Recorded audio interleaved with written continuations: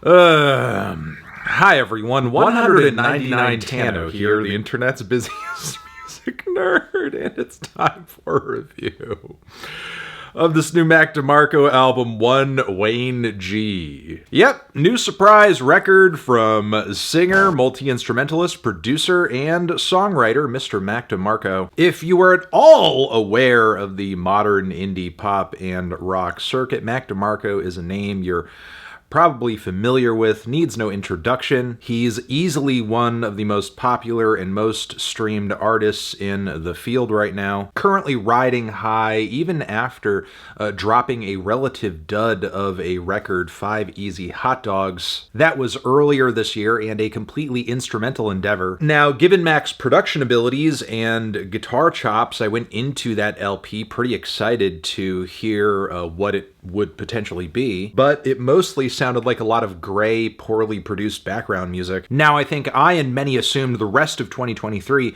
would be pretty quiet for Mac, but no, he suddenly released this new LP over here over the weekend, put it out on streaming platforms, and it has 199 tracks on it, which is obviously ridiculous in general, but when you get more into Mac's musical background, maybe it makes sense. As an underground artist, a DIY diehard, and somebody whose ethos very much aligns with the digital degenerates on platforms such as Bandcamp, dropping a totally out-of-control project with a ton of tracks on it isn't unprecedented. On top of that, for years now, Mac has been pretty generous with whatever he has kicking around in terms of demos recorded around his biggest album cycles. He's released extras from 2, Salad Days, Here Comes the Cowboy, another one, This Old Dog, and so on, making it pretty clear he's a prolific guy. And the stuff we actually get to hear on the albums he does release are the result of countless hours of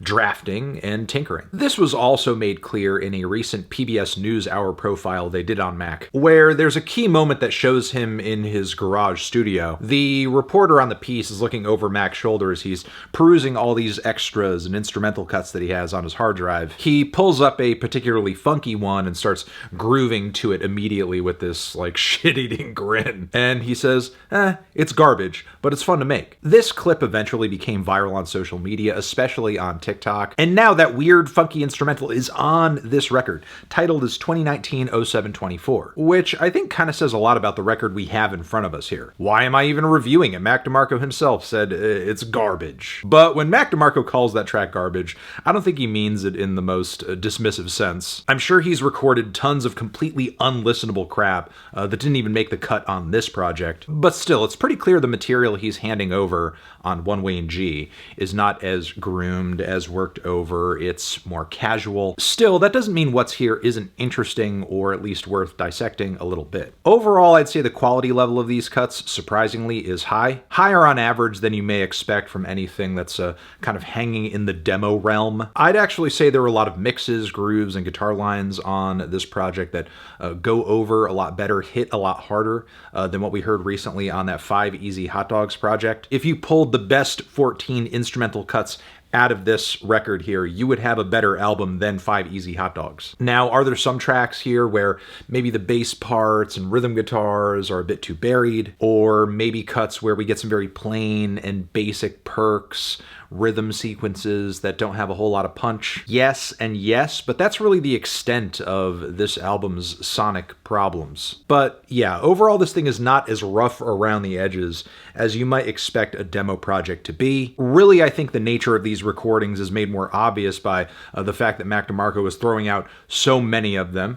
They're mostly instrumental, and many of them don't last that long. They're sort of bridges to nowhere in a way. Beyond that, I'd like to highlight the variety of moods and styles that Mac indulges in on this project. Cause while yeah, there are some funky bops, a lot like that viral snippet I talked about earlier, there are also a lot of cuts on here that I suppose you could say sound like your average Mac DeMarco song sans vocals. Track 3 is maybe the most perfect example of this. It's got those persistent drums, the groovy bass, and of course, very watery and wavy guitars that are kind of slinkily twinkling their way through the tune. Now, sometimes these cuts fly by in seconds, sometimes in several minutes. Occasionally, in place of lyrics, Mac will throw in some scatting or a random refrain, a few words words here and there. Just some way to create a melody that presumably at one point he thought, I might come in and fill this in later with some lyrics, but the song obviously just didn't make it to that stage in the creative process. But some of the most interesting moments on this project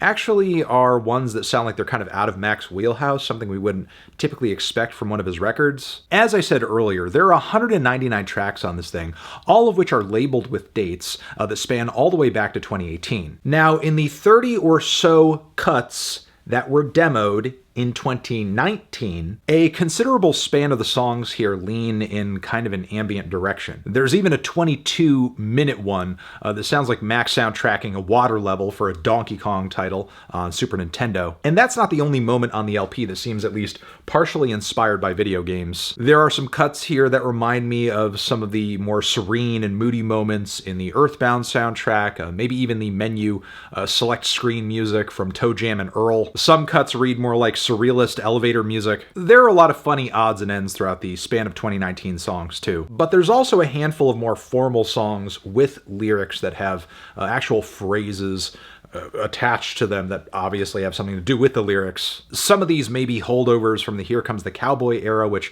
aren't all that bad. My favorite being the romantic and jangly I Like Her. Then No Doubt About It is one of a few cuts on this project that takes on kind of a bossa nova flavor. You Made the Bed and Fooled by Love may be more one-dimensional on the song structure side, but they each have their merits. The intense sadness and regret of the former weighs heavy, while the latter has one of the prettiest acoustic guitar lines on the entire project. There are a few other patches that take on a more singer-songwriter direction with lyrics and song structure later on the record too. Now, the year 2020 makes for one of the longest spans of demos on this project, over 50 tracks, which makes sense given that was the start of the pandemic. I mean, what else did Mac have to do during that time? And he hit a similarly prolific peak in 2021 as well here. But yeah, as far as 2020 goes, this section contains some of the most aimless instrumental cuts on the entire LP, which I don't say to tear them down and claim that, that these tracks should have more direction. What I really point that out to say is that if you really want to hear Mac lose himself either to a beat or a couple of chords or a sound or a lick he's really obsessed with, it's in this portion of the record that you're going to do that. Whether that be the hand drums and meditative plucky tones all over track 54, or more bossa nova vibes, but this time kind of spooky on 56. There's also what seems like a dribbling water fountain underscored by all of these random noisy guitar and bass licks kind of bouncing off of each other on track 70. In this section of One Wayne G, there's randomness, there's volatility, and absurdity, which I think is also showcased in the handful of more lyrical cuts in the 2020 section of the project, whether that be the song She Want the Sandwich, which is about exactly what it says it is, or Proud True Toyota, which also is exactly about what it says it is. There's also Inside the Beaver's Dam, which may be one of the zaniest points of inspiration in Mac DeMarco's entire discography. It's a short